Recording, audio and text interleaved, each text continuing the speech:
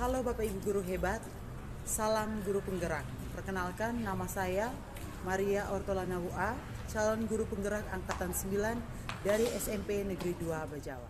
Pada kesempatan ini, saya akan membagikan kesimpulan dan refleksi singkat dari saya setelah saya mempelajari modul 1 tentang dasar-dasar dan filosofi pendidikan Ki Hajar Dewantara.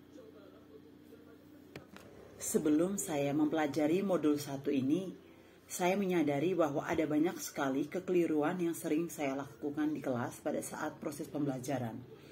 Yang pertama, bahwa saya menyadari proses pembelajaran di kelas belum seutuhnya berpihak pada murid. Saya tidak melihat dari sisi kodrat alam maupun kodrat zaman. Saya seringkali memaksakan kehendak agar materi atau tujuan pembelajaran saya tercapai, tanpa melihat keadaan atau kondisi peserta didik, apakah merasa tertarik, bahagia, atau mengikuti kelas dengan perasaan yang menyenangkan. Dalam pembelajaran di kelas, saya jarang menggunakan kehidupan nyata peserta didik atau lingkungan peserta didik sebagai contoh. Saya lebih tertarik untuk mengambil contoh dari buku sumber ataupun dari internet, sehingga membuat peserta didik saya merasa bingung karena sebenarnya jauh dari kehidupan nyata mereka sehari-hari. Punishment atau hukuman seperti berlutut, keluar kelas, anak-anak diberikan tugas seperti membersihkan toilet, masih sering saya gunakan, dan saya yakin bahwa ini adalah metode yang dapat membuat anak-anak saya jerah ketika melanggar tugas atau melanggar peraturan di kelas atau dalam pembelajaran saya. Setelah mempelajari modul 1 ini, melalui kegiatan diskusi, kolaborasi dalam kelompok bersama Bapak Fasilitator, juga Ibu Instruktur Nasional, saya pun mendapatkan berbagai pengetahuan baru berkaitan dengan bagaimana seharusnya saya di kelas sebagai guru sesuai dengan harapan dari Ki Hajar Dewantara. Sesuai dengan semboyan Ki Hajar Dewantara, Ingarso sung tulodo, ing madio mangunkarso tuturi handayani, yang memiliki arti yang sangat mendalam.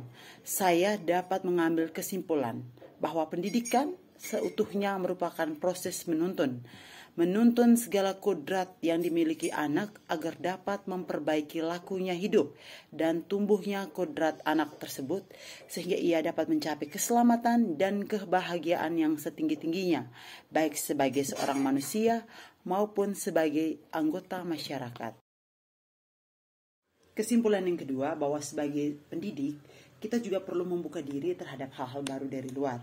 Namun, Bapak Ki Hajar Dewantara mengingatkan agar kita harus waspada dan dapat berhati-hati dalam memilih budaya yang sesuai dengan kebutuhan peserta didik kita.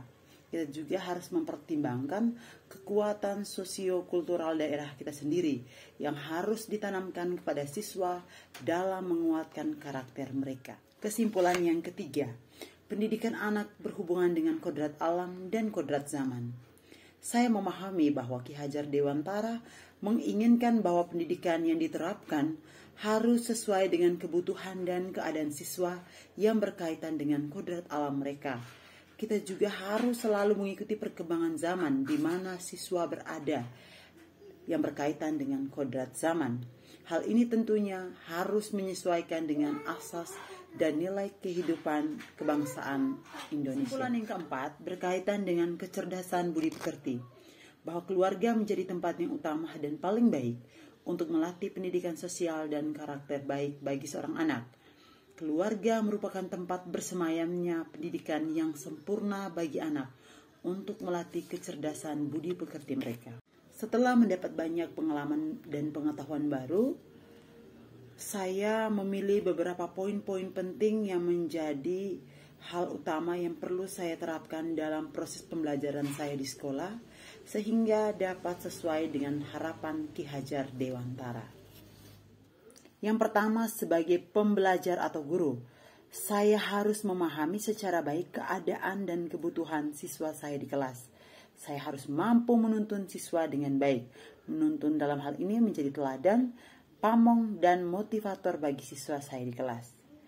Yang kedua, Sebagai guru, saya juga harus memahami situasi siswa, menghamba pada siswa, menempatkan siswa sebagai yang terpenting dalam pembelajaran.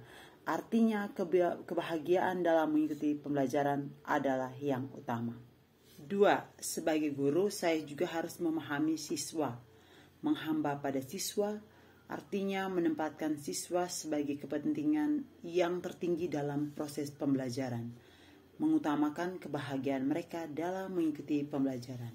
Sebagai pembelajar atau guru, saya juga dapat mengganti punishment dengan konsekuensi. Anak menjadi termotivasi melakukan semua tugas dengan membuat kesepakatan bersama.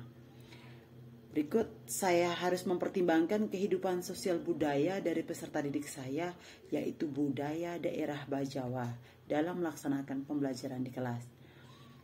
Berikut, saya bekerja sama dengan keluarga dalam setiap aspek pembelajaran, karena keluarga adalah tempat yang utama dalam tumbuh kembangnya budi pekerti siswa. Dan yang terakhir, saya harus selalu berdiskusi, evaluasi bersama rekan sejawat, pemimpin, dengan pihak lain berkaitan dengan peningkatan kompetensi saya sebagai guru.